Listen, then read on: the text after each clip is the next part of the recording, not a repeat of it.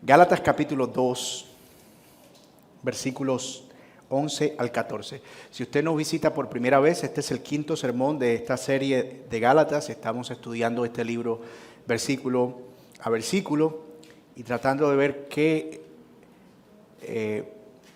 temas trató Pablo aquí y qué relación tienen estos temas con nosotros en el día de hoy. Así que ubíquese en Gálatas capítulo 2, versículo 11, por favor, y vamos a leer juntos la palabra del Señor.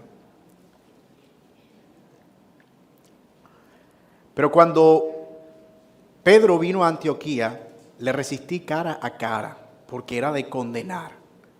Pues antes que viniesen algunos de parte de Jacobo, comía con los gentiles, pero después que vinieron, se retraía y se apartaba porque tenía miedo de los de la circuncisión.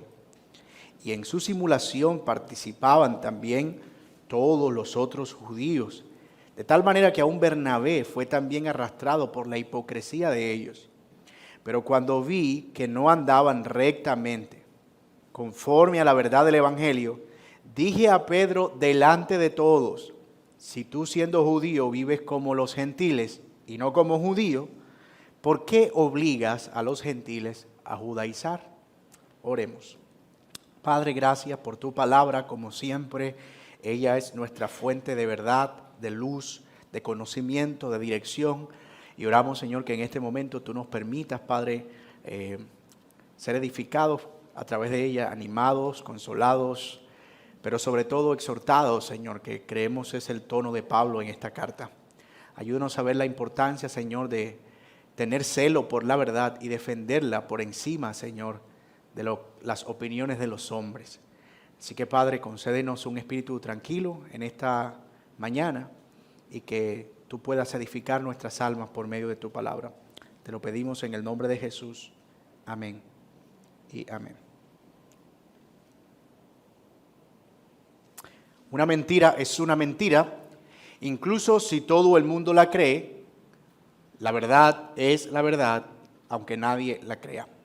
Esa es una frase muy conocida, atribuida a alguien de nombre David Stevens, parece que es un poeta inglés, que apunta a la realidad de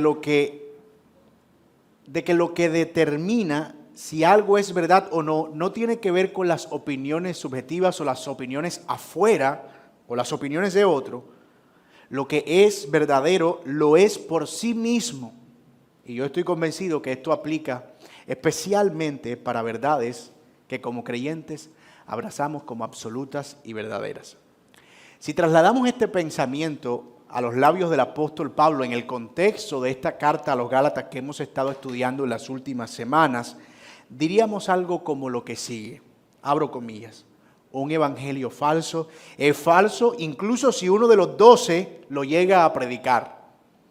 El evangelio verdadero es verdadero y lo es incluso si uno de los 12 apóstoles dejara de creerlo.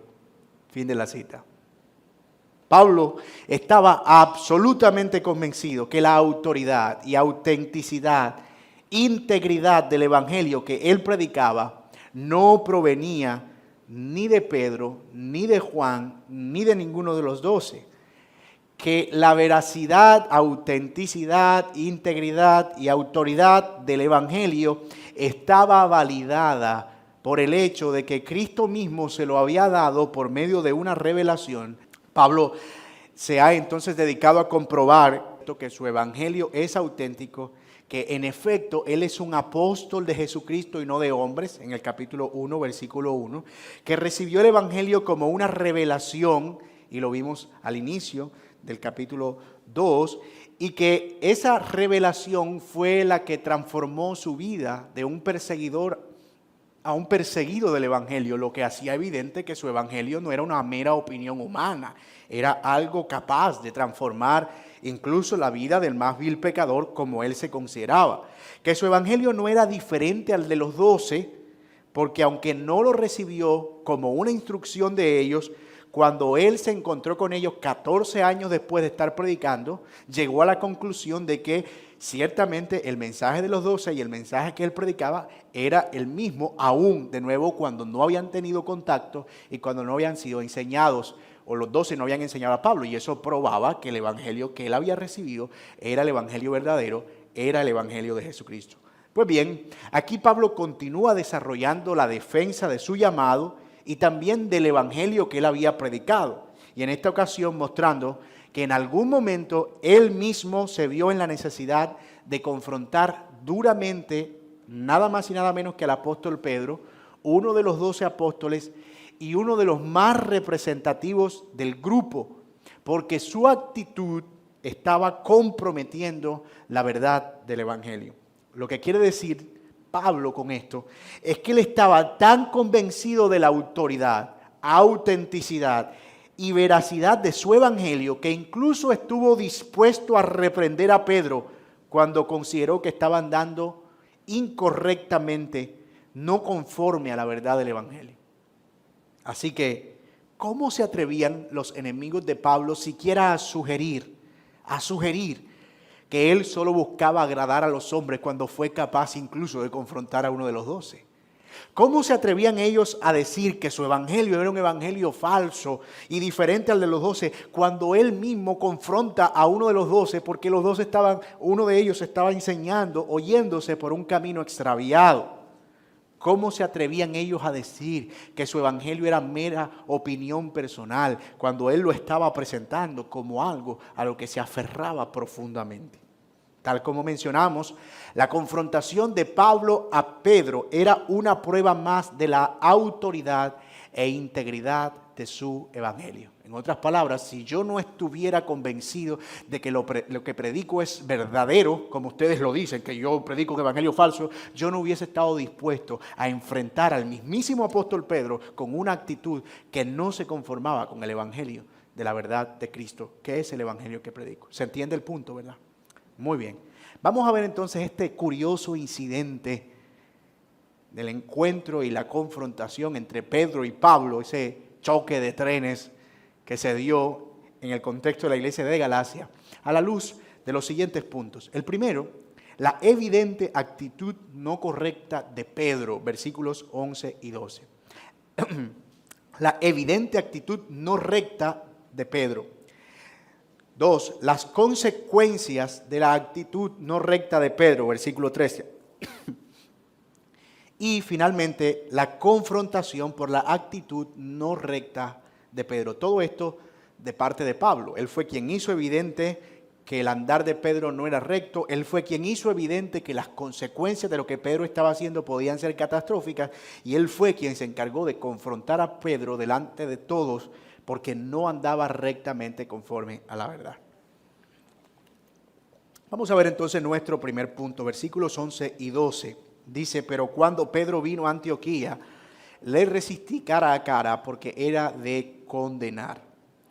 Después del tremendo ejemplo de unidad que nosotros vemos en los versículos del 1 al 10, donde Pedro se encuentra con ellos en Jerusalén y se dan la diestra en señal de justicia y todo parece tan armonioso, nos encontramos con este pasaje, lo que evidencia que la vida de los primeros cristianos no era color de rosa, que el hecho de ser apóstoles no implicaba que no tuvieran diferencias, que el hecho de ser muy buenos cristianos, instruidos a los pies de nuestro Señor Jesucristo, no implicaba que ellos no tuvieran diferencias. Pero la verdad es que al igual que nosotros, hoy ellos también batallaban con su naturaleza pecaminosa y con esas inclinaciones y tendencias a alejarnos de la verdad.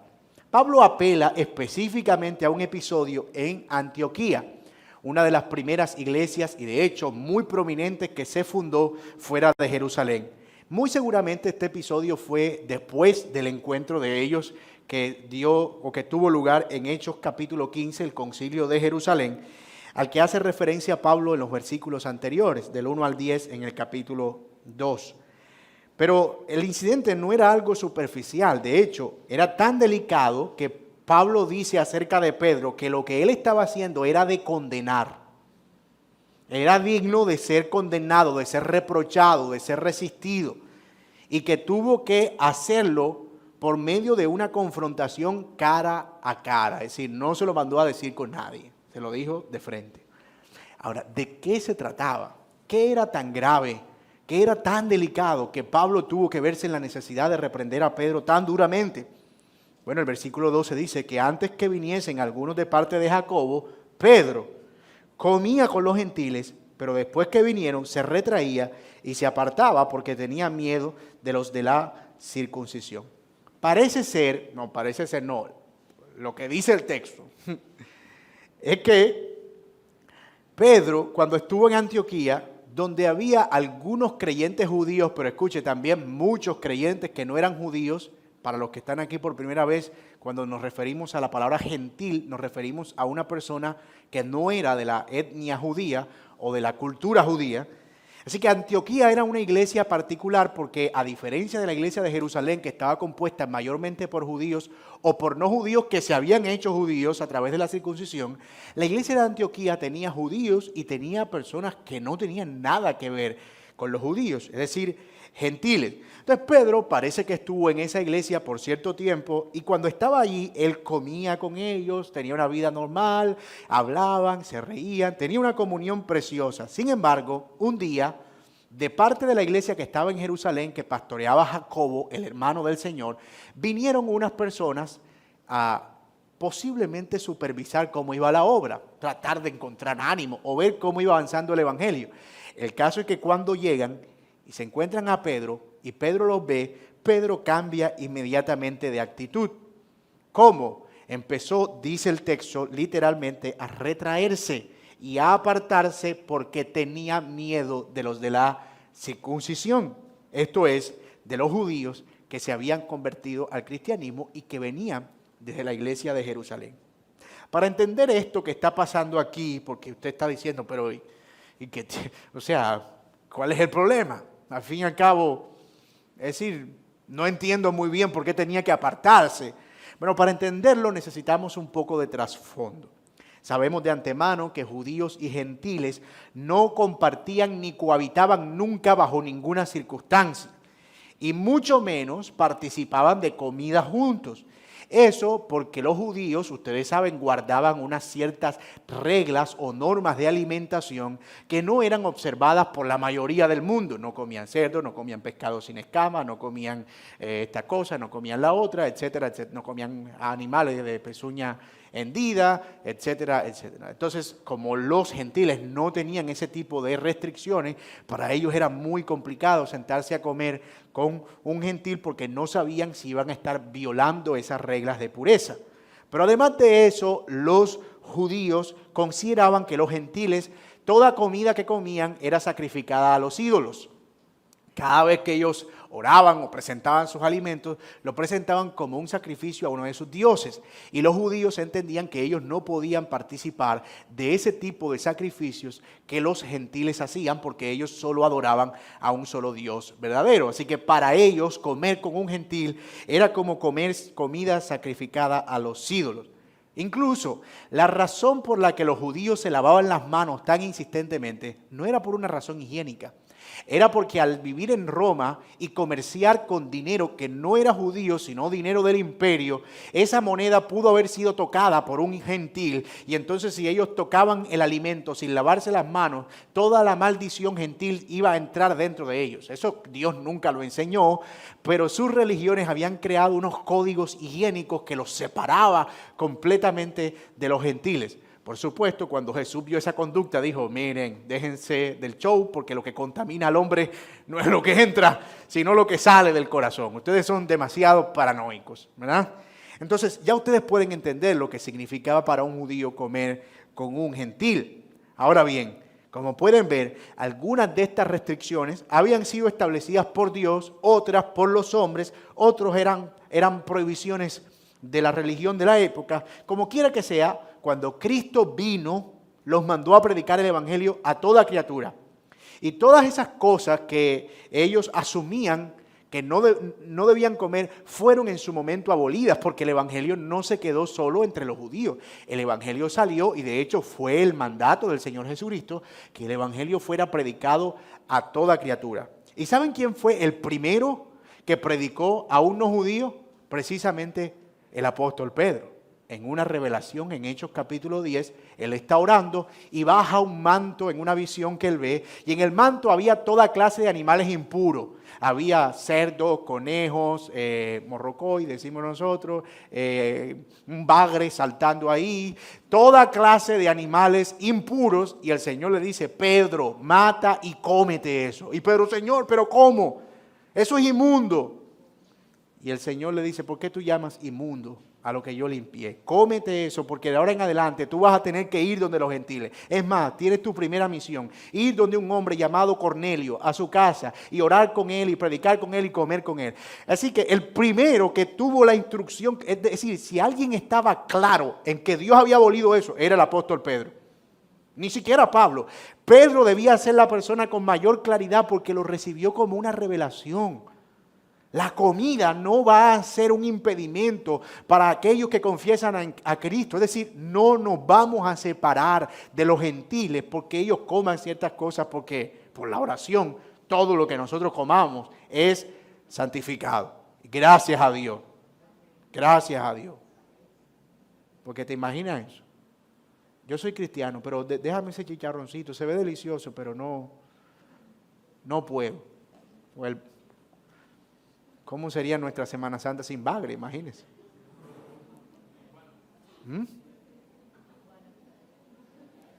Entonces, ya entendemos un poquito qué es lo que está pasando. Ya entendemos el trasfondo del problema que está teniendo Pedro. Noten esto. Pedro no tenía problema en comer con gentiles y compartir con ellos. Ya lo había hecho y lo hacía sin problema. ¿Cuándo surgió el inconveniente? Bueno, cuando unos judíos que fueron a hacer esa especie de visita, no sabemos con qué propósito, de parte de Jacobo, se supone que se presume que iban a llevarle el informe a Jacobo. Entonces Pedro como que dijo: mira, mientras esta gente esté aquí, yo me voy a comportar como un judío, para que no le vayan a decir a Jacobo que yo aquí estoy desenfrenado comiendo comida de gentiles. Él tuvo miedo. El texto lo dice claramente, tuvo miedo de que su reputación, porque entre otras cosas, miedo de que no lo iban a matar. Era miedo de que su reputación de judío se viera manchada y se apartó, escúcheme, sin ruborizarse, sin pena, de los hermanos con los que había compartido íntimamente. No puede ser que solo sea algo, el evangelio, que se acomode a mi conveniencia o a la conveniencia de un hombre. No puede ser que haya un evangelio para un tipo de personas y otro evangelio para otro tipo. Y esa es la razón por la que Pablo resistió cara a Pedro. Tú no puedes crear ahora un nuevo evangelio basado en unas nuevas reglas en que además de Cristo necesitan comer cierto tipo de comidas. Ahora, ustedes pueden ver el contraste que hay entre Pedro y Pablo. Piénsenlo bien. Mientras Pablo se fue, cuando fue a los 12, con Tito y Bernabé, y dijo: si ustedes me mandan a mí a circuncidar a Tito, yo no lo voy a hacer. Él fue valiente, convencido de que su evangelio era verdadero. Pablo no fue con ambigüedades, él estaba claro que su evangelio era el evangelio verdadero. Pero Pedro estuvo dispuesto a cambiar su postura cuando se apareció la primera amenaza. Qué contraste tan interesante, ¿verdad? Muy interesante. Ahora bien, noten que Pablo se paró, fue frente a los 12, pero Pedro frente a unos judíos que ni siquiera sabemos quiénes eran, y tuvo miedo de ellos, de que su reputación fuera enlodada. Ahora bien, aquí no se trata en este sermón de calificar si Pablo es mejor que Pedro. No espero que alguien esté diciendo: viste, por eso yo leo siempre las cartas de Pablo, ese Pedro a mí no me... No estamos aquí tratando de establecer una diferencia entre la piedad y la moral de Pablo y Pedro para quedarnos con uno de los apóstoles. Estamos claros que el Señor a ambos les dio el mismo evangelio y la misma autoridad. Pero esa actitud de Pedro debía ser corregida. Otra cosa que debemos aclarar es que Pablo no tenía nada en contra de Pedro, de la persona como tal. De hecho, en el capítulo 2 se refiere a él como uno de reputación, como las columnas del evangelio. Es decir, que esto no era un ataque personal, no era un quítate tú para ponerme yo. No era que, Pedro, hazte a un lado, que yo soy el apóstol ahora más prominente, el que más sabe. No, no, no. Él no está atacando personalmente a Pedro. Él está protegiendo la verdad. Protegiendo la verdad del Evangelio. Varias cosas prácticas en este punto. Número 1. Nadie, escuche bien, cuando digo nadie es que nadie está exento de la tentación de avergonzarse del Evangelio o de actuar hipócritamente. Nadie. Ni siquiera Pedro escapó de esa tentación. Esa es una batalla que nosotros debemos pelear y debemos conducirnos en ella con humildad. Pablo dijo, si alguno de ustedes piensa estar firme, mire que no caiga. Yo por eso corro, no como quien golpea al aire, no como quien golpea la aventura, sino como quien golpea su propio cuerpo, no sea que habiendo sido heraldo para muchos, yo mismo venga a ser eliminado o descalificado de la carrera. Pablo fue consciente una y otra vez de su debilidad y de que sus tentaciones podían llevarlo en cierta manera a ser descalificado de la carrera, aunque no necesariamente eso significara perder la salvación, más bien ser descalificado como un apóstol. Pero hermanos, todos nosotros estamos expuestos exactamente a la misma tentación. Es a veces fácil mostrarnos como celosos y convencidos de ciertas verdades, pero ¿somos los mismos en cualquier contexto y bajo cualquier circunstancia? Una cosa que yo hacía cuando era muy nuevo creyente para asegurarme si estaba creciendo en la fe, era imaginarme un escenario en el que yo era un creyente donde nadie me conocía. Supongamos que soy un creyente en Arabia Saudí. O que me monto al metro de Nueva York, donde nadie sabe que yo soy un cristiano. ¿Me conduciría como un cristiano? ¿Hablaría como un creyente? ¿Me relacionaría de la misma manera que me relaciono con los hermanos de la iglesia? ¿O entre las personas que me conocen? Al principio siempre fue una tentación y era una forma de medir como mi grado de, pues decía, no, definitivamente no. Y siempre era esa presión de que tenía que ser aceptado, de que estoy yendo a la iglesia, sí, pues ahí estoy asistiendo, ¿verdad? Que medio escuchando. Pero no me atrevía a decir, sí, pero claro, ya me bauticé. Por el miedo a perder amigos, por el miedo a perder relaciones, por el miedo a perder tantas cosas. Y yo creo que todos hemos estado ahí en algún momento en el que tenemos el Evangelio, pero decimos como que, ay, sí, estoy ahí escuchando. Pero todavía como que no. Pero ya llegó un momento en que uno dice, no, yo soy cristiano, y nos compramos la camiseta, ¿verdad? Soy cristiano y que todo el mundo lo sepa, ¿cierto? Y no tenemos ningún problema con eso. El punto es, ¿qué tanto estamos dispuestos a preservar nuestra integridad? Incluso cuando cambian las circunstancias. Y eso es lo que significa precisamente la palabra integridad. Es algo que no puede dividirse, es algo que no puede rearmarse. Lo contrario a la integridad es un cubo de Rubik que tú desarmas y armas de acuerdo con las circunstancias. Pero la integridad es algo que tú no puedes desarmar. Es lo mismo aquí, la misma pieza. ¿No han escuchado eso de alguna persona? Fulano es una pieza. Es una pieza. Con quien esté, él es la misma persona en cuanto a sus convicciones. Y creo que hay una enseñanza práctica allí para nosotros. Y es ese llamado a esa integridad en cuanto a lo que nosotros abrazamos como verdadero en el Evangelio. Segunda implicación práctica de este primer punto, de este escenario que hemos pintado aquí de Pedro y su actitud. La búsqueda de aprobación es un ídolo dañino. Es un ídolo, es un Dios falso, pero también dañino. La razón por la que alguien puede ser de una forma aquí y de otra forma allá, muchas veces se debe al temor a los hombres, a la búsqueda de aprobación, al no querer estar mal con nadie o no querer desagradar a alguien. O por el contrario, querer agradar a todo el mundo. Nuestra identidad no está en lo que otros piensan de nosotros, en si nos aprueban, en si nos aplauden, en si nos felicitan. No, nuestra identidad está en Jesús y viene por medio del Evangelio. Jóvenes que están aquí, que están yendo a sus escuelas, esa es una tentación permanente.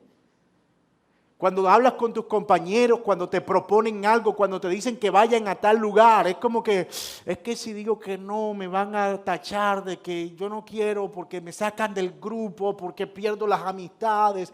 Y esa es una tentación fuerte que ustedes deben resistir. Y deben resistirla con la ayuda del Señor, recordando que ustedes son lo que son en Cristo. Que esas personas que están tratando de evaluarlos a ustedes y evaluar su comportamiento y evaluarlos a la luz de las cosas que hacen o dejan de hacer, un día van a desaparecer de sus vidas. Cuando realmente necesiten de ellos, no van a estar. Pero el Señor va a estar para siempre. Y importa lo que el Señor dice que nosotros somos. Y por eso necesitamos recordarnos el Evangelio. Porque el Evangelio declara nuestra identidad. ¿Quién yo soy delante de Dios?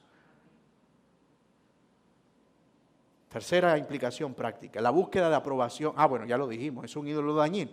Pero este es un pasaje, en tercer lugar, o en cuarto lugar, no sé en qué vamos, que nos anima a la corrección. Nos anima a la corrección. Cuando vemos que hay algo que puede ser peligroso o dañino para otros, algo que no es bíblico, que pueda estar tomando fuerza, creciendo, debemos corregirlo.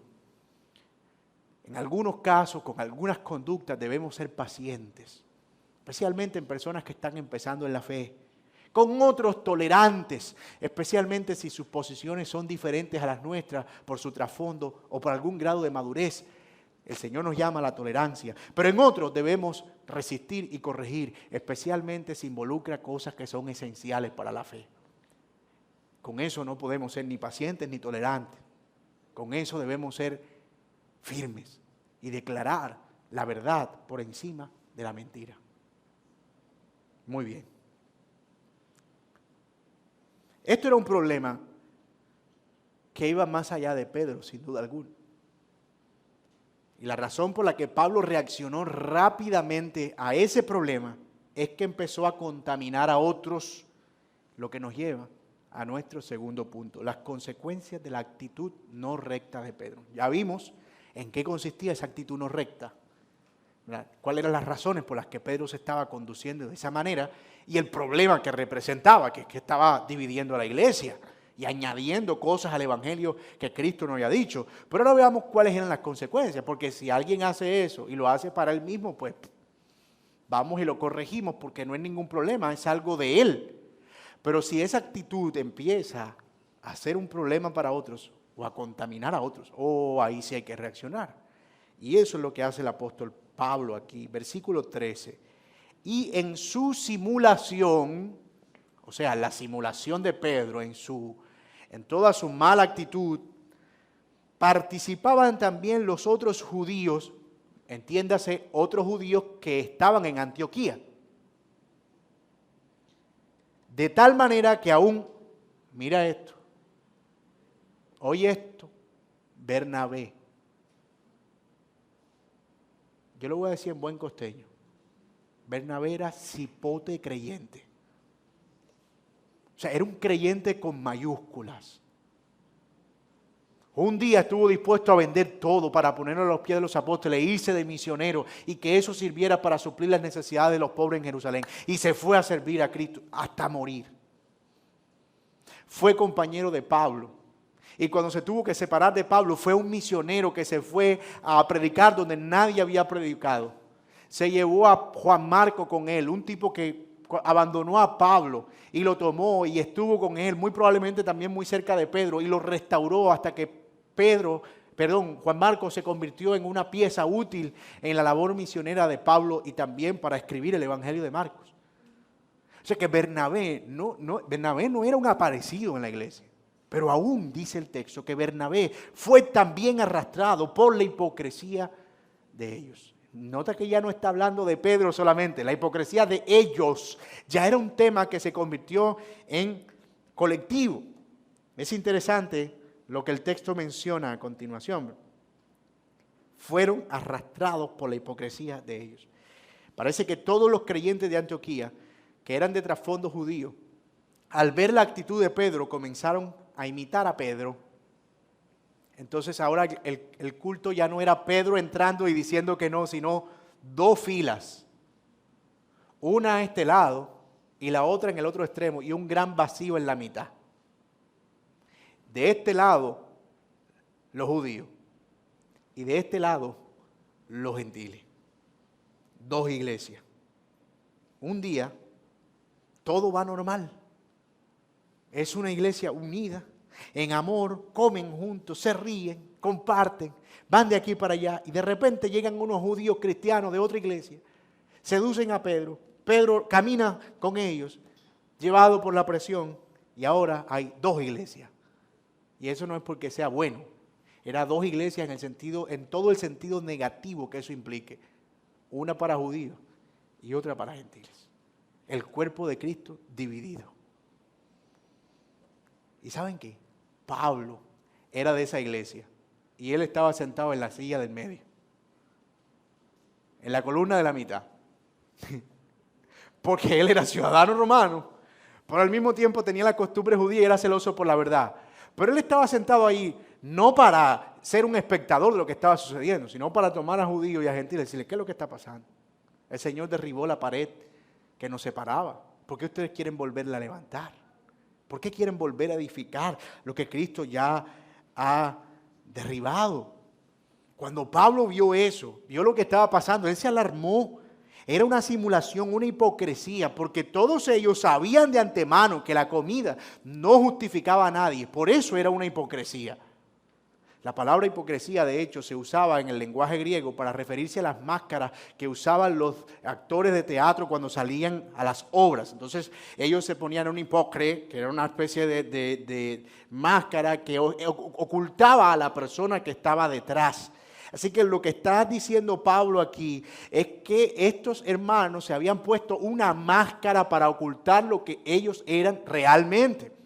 Lo que ellos eran realmente era que no tenían ningún problema con comer comida gentil, pero por la presión que estaban teniendo, sacaron la máscara.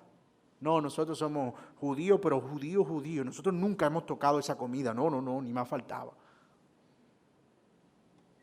Incluso, como ya dijimos, el piadoso Bernabé fue arrastrado. ¿Y saben qué? ¿Se acuerdan que Pablo se llevó a Bernabé también con Tito para ir a Jerusalén? O sea, Bernabé no solo era un creyente sólido, era un creyente maduro. Y que cuando fue con Pablo y Tito, él fue dispuesto a defender que el evangelio era un evangelio de Cristo y nada más. Pero aquí, mira qué fuerte puede llegar a ser la presión externa. Está siendo arrastrado por la hipocresía. Mis amados, he aquí la realidad de que una manzana dañada echa a perder el viaje completo, el container. Y por eso es que Pablo reprende a Pedro tan duramente. Ya no solo porque era una actitud penosa, vergonzosa, sino que estaba contaminando al resto de la iglesia. La corrección y la disciplina son un acto de amor por eso. La corrección y la disciplina son un acto de amor porque protegen a la congregación. Es por eso que el pecado no puede ser abrazado o tolerado de manera cómplice, porque tiene el potencial de ser contagioso. Ojalá la piedad fuera tan contagiosa como el pecado. Nunca le han dicho a sus hijos, lo malo es lo que se pega. No, ¿verdad? Hay un sí de afirmación que es como de mucha convicción, ¿sí? Pero hay uno que uno nota que es como de, lo malo es lo que se pega. Seguro. Mi amado, si tú eres miembro de una iglesia, tú debes saber que el pecado no es solo una ofensa contra Dios, sino que te daña a ti y daña a las personas que te rodean. Pedro tenía influencia, por supuesto que la tenía. Era un apóstol, de los primeros que el Señor llamó. El primero en predicar públicamente de Cristo. Tenía una reputación. Y él tenía, por lo tanto, una mayor responsabilidad. Los otros que lo siguieron tal vez no tenían la misma madurez. o tal vez sí. Pero pudieron llegar a pensar que si él lo hacía, tal vez era porque era correcto. Y por eso debían seguirlo. Después de todo, es Pedro. Eso no los hacía menos culpables. Los hacía igual de culpables, pero añadía una mayor responsabilidad, especialmente sobre Pedro. Y aquí es donde debemos poner la verdad por encima de los hombres. La verdad por encima de los hombres. Los malos ejemplos, las malas actitudes y los pecados no deben ser imitados, sino resistidos. Incluso si eso viene de algún líder o de un pastor, llámese como se llame.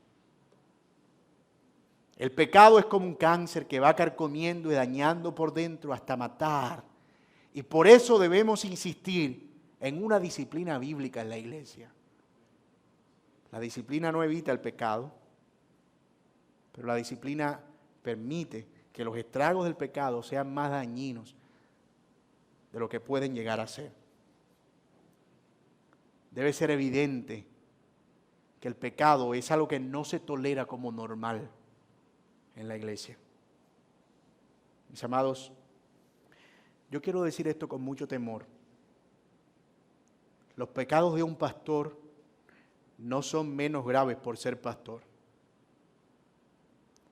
Si se comprueba que un pastor comete adulterio, malversa fondos, vive pecaminosamente, compromete la doctrina, el testimonio o la integridad del evangelio, él debe ser resistido y debe ser disciplinado como también la Biblia lo dice. Que sea pastor no es una salvaguarda para hacer menos graves las consecuencias del pecado, sino todo lo contrario. Al ser un líder visible, su responsabilidad es mucho mayor porque al que más se le da, más se le demanda. Y eso es lo que hace Pablo exactamente. Reprender a Pedro por la hipocresía que él estaba practicando. Si eso lo hubiese hecho un hermano cualquiera, tal vez solo había que hablar con él o disciplinarlo o exhortarlo o cualquier cosa, pero había que hacerlo con Pedro porque su actitud estaba siendo un problema para el resto de la congregación. Nuestros pecados tienen el potencial de convertirse en patrones de comportamiento que otros que nos rodean, especialmente si están bajo nuestro cuidado, llámese esposa, hijos o empleados, cualquiera que esté bajo nuestro liderazgo va a imitar. Pedro se refiere a que los creyentes deben abandonar las conductas que aprendieron de sus padres. Porque en cierta manera, a veces irresponsablemente asumimos ciertos comportamientos que creemos que no están produciendo ningún efecto, pero que están modelando pecado en nuestros hijos. Y estamos así pecando con nuestro Dios o contra nuestro Dios. El hecho de violar una ley que creemos que no, eso no. Vuélate esa fila y pásate allá y mandas al hijo. Ponte allá, cuélate allá. Y luego entonces estás teniendo problemas cuando ese hijo empieza a imitar conductas delictivas o a practicar conductas que violan la ley. Entonces, ¿en qué momento pasó eso? Cuando tú empezaste a ser un patrón para él. Hermanos, tenemos una gran responsabilidad sobre nuestros hombros, como miembros de iglesia, como padres de familia, o en cualquier área donde nosotros estemos liderando. Hay profesores aquí también, personas que están con niños, cuidando niños. Hay personas que tienen empleados bajo su cargo, que tienen personas con las que están trabajando en sus vidas. Debemos ser cuidadosos, porque nuestros pecados son potencialmente imitables. Ahora, ¿cómo fue exactamente esa confrontación de Pablo a Pedro? Por su hipocresía. Eso es lo que nos lleva a nuestro último punto.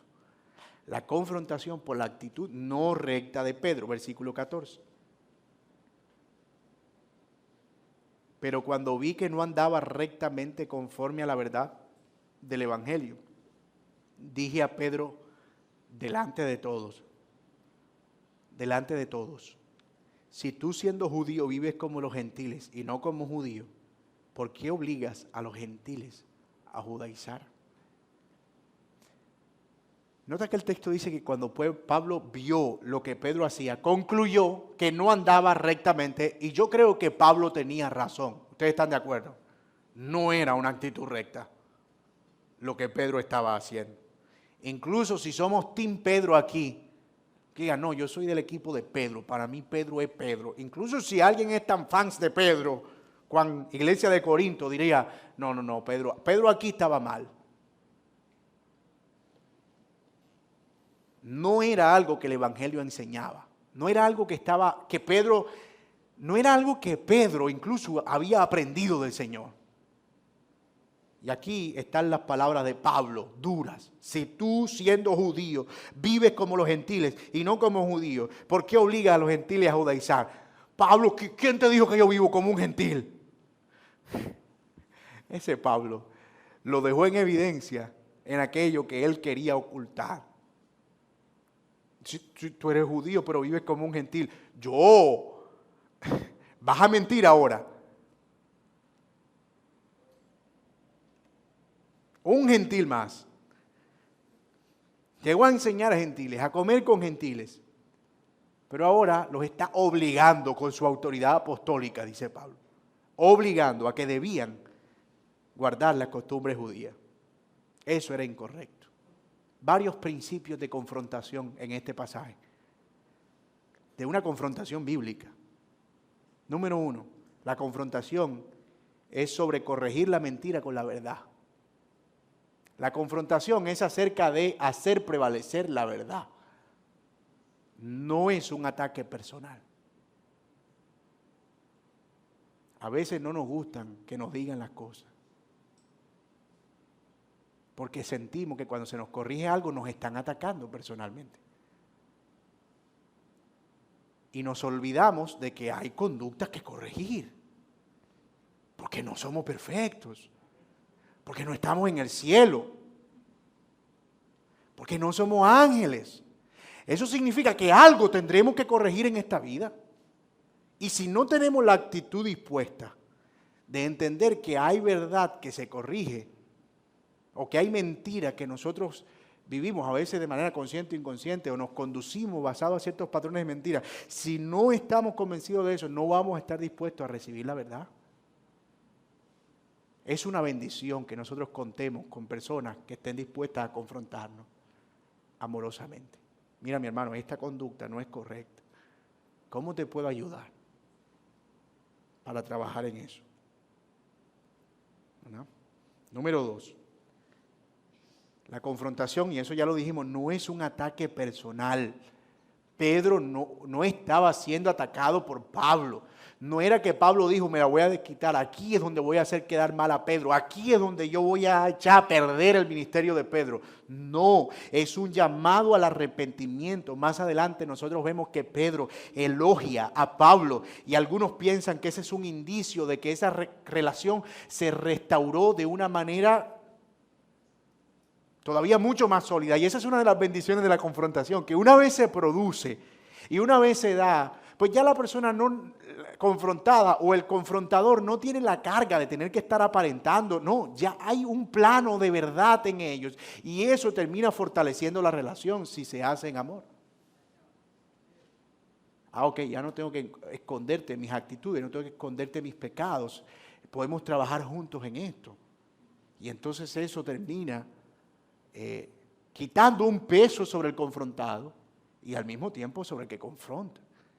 Y eso trae un fortalecimiento de la relación. Número 3.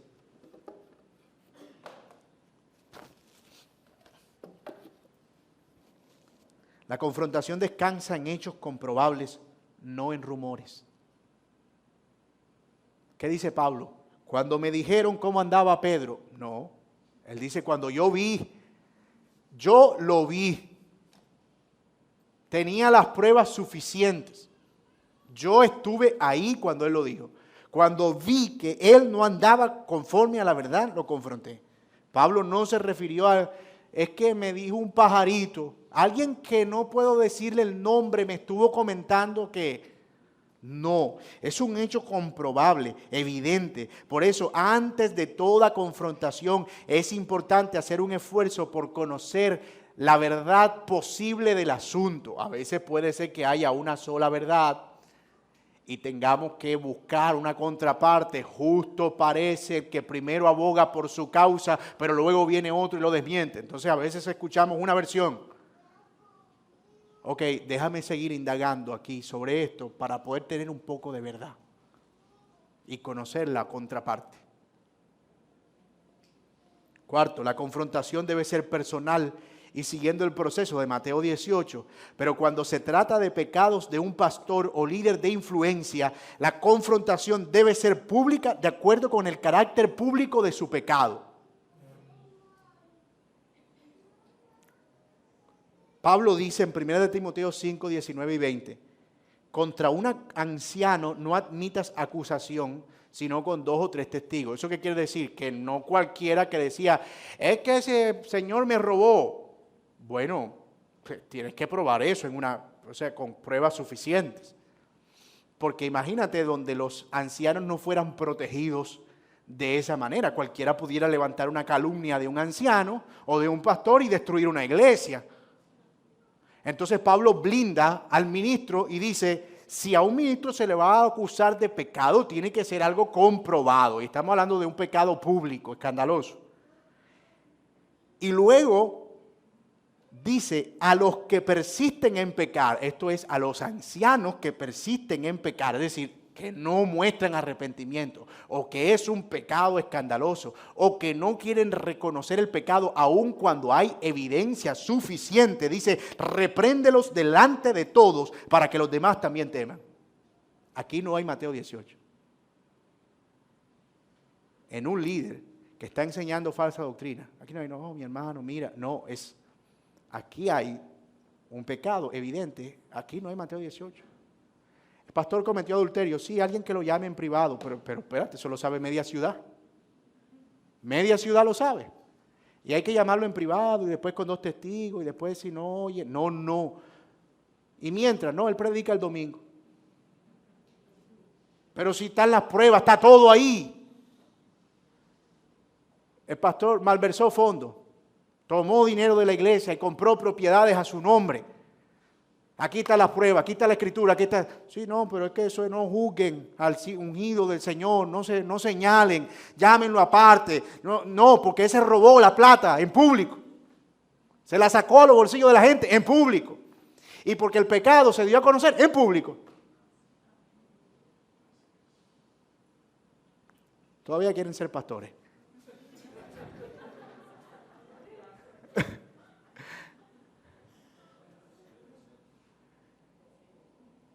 Finalmente, aunque esto no es algo que vemos en el pasaje, lo podemos inferir por las otras enseñanzas de Pablo y por las enseñanzas de toda la Biblia. De hecho, en la misma carta, en el capítulo 6, el apóstol Pablo vuelve a ese principio de confrontación y dice, si algún hermano peca contra ti, ve tú y repréndele, considerándote a ti mismo.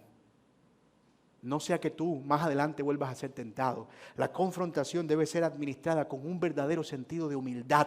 Yo no quiero verme como superior al otro, simplemente quiero protegerlo, proteger la iglesia, proteger la dignidad del evangelio y lo estoy haciendo con amor, reconociendo que yo mismo puedo caer en un pecado peor.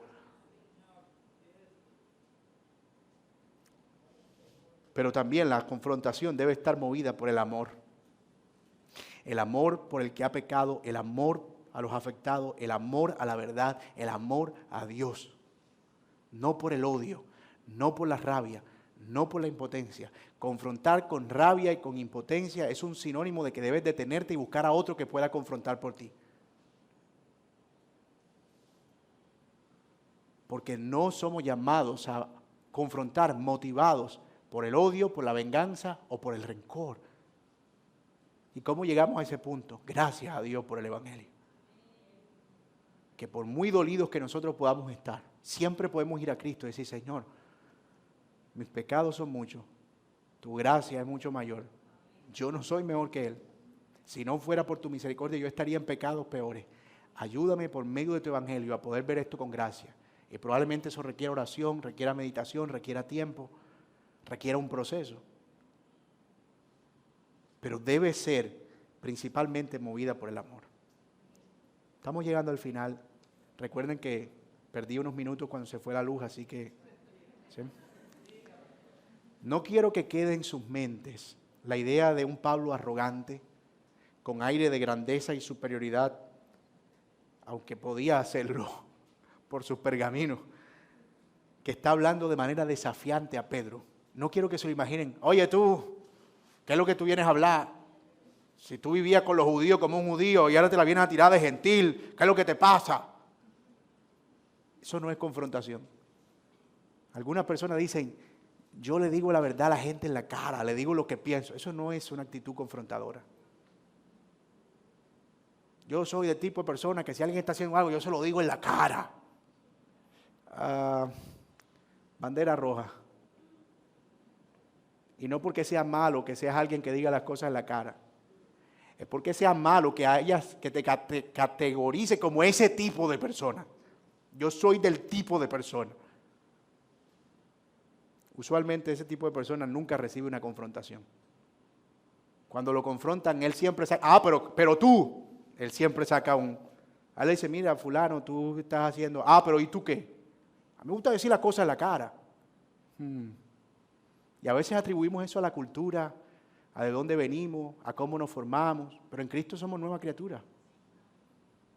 Usted puede ser muy guajiro, muy santandereano, muy atravesado, muy criado a punta de machete y aguapanela, pero en Cristo nosotros somos nuevas criaturas. Y debe caracterizarnos la mansedumbre, la bondad y el amor, especialmente en la confrontación.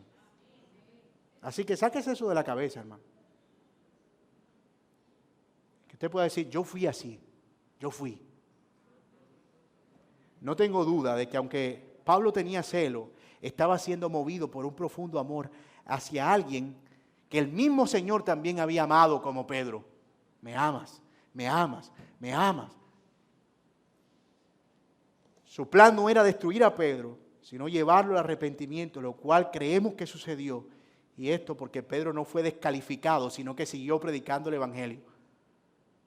De haber persistido Pedro en este pecado, Pedro no hubiese escrito las cartas que nosotros tenemos hasta hoy. Ni hubiese sido un pastor compasivo como el que vemos en 1 Pedro capítulo 5. Ni hubiese sido un hombre que alentaba a los hermanos en persecución. O ni hubiese sido alguien que defendía tan enérgicamente el Evangelio de los falsos maestros como en la segunda carta de Pedro, en el capítulo 2. O sea que creemos que esto fue sin duda para el bien del apóstol Pedro. De hecho, tan así es que Pedro llegó a morir crucificado de cabeza porque sintió, según la historia, que no era digno de morir como su Señor. Él murió abrazando el Evangelio hasta el último día de su vida. Bendito sea Dios por la confrontación amorosa y bíblica que lleva al arrepentimiento y no a la destrucción. Amigo que estás aquí, sin Cristo, que no eres un creyente todavía. Tal vez al escuchar esta historia tú estás pensando, es por eso que yo no voy a la iglesia. Mucho hipócrita ahí, mucho hipócrita. Mucho hipócrita. Como diría un pastor, todavía tenemos espacio para uno más. Hay mucha gente que se comporta como Pedro, así, aparentan una cosa aquí y aparentan otra allá. Pues déjame decirte, ese no es el único pecado del cual vamos a excusarnos o podemos excusarnos. Como tampoco de ningún otro pecado nos vamos a excusar. No solo del pecado de la hipocresía. Como puedes ver, la Biblia no pretende esconder la imagen de sus héroes. No nos presenta a un Pedro perfecto que nunca pecó. Nos presenta a uno con debilidades. La Biblia es honesta. Y eso hace que la Biblia sea verdadera, porque presenta a sus héroes tal como son. A David cayendo en un pecado terrible, a Sansón cayendo en un pecado terrible, a Pedro mostrando lo que evidentemente era de acuerdo con su comportamiento. Pero es esa misma Biblia la que conduce a los pecadores a la esperanza. Precisamente por eso es confiable, porque esa esperanza está disponible también para ti hoy si tú vienes a Cristo. Tú no tienes que fingir que eres cristiano.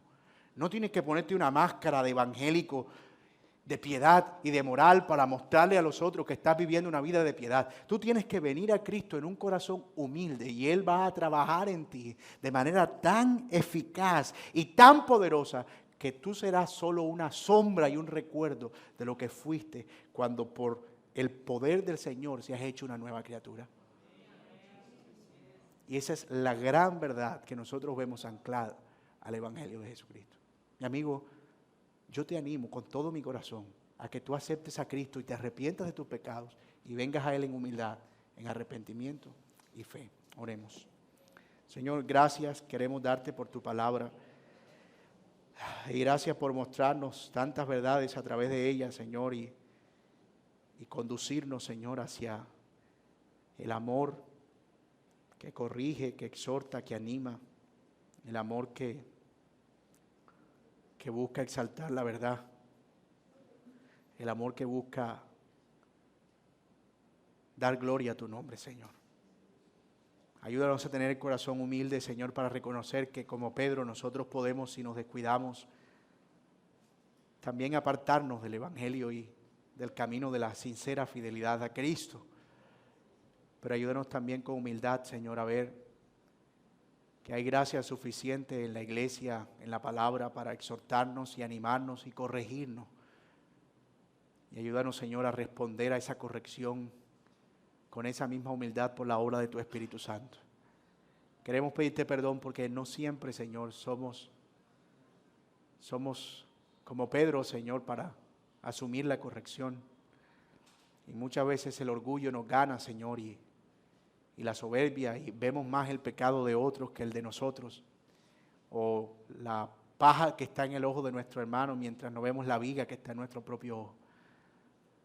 Señor, perdónanos de este pecado de hipocresía del que no somos inocentes, pero ayúdanos por tu gracia y por tu evangelio, porque nosotros, Señor, a expensas de nuestra propia sabiduría no podemos.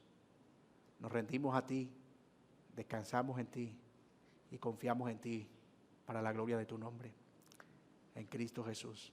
Amén.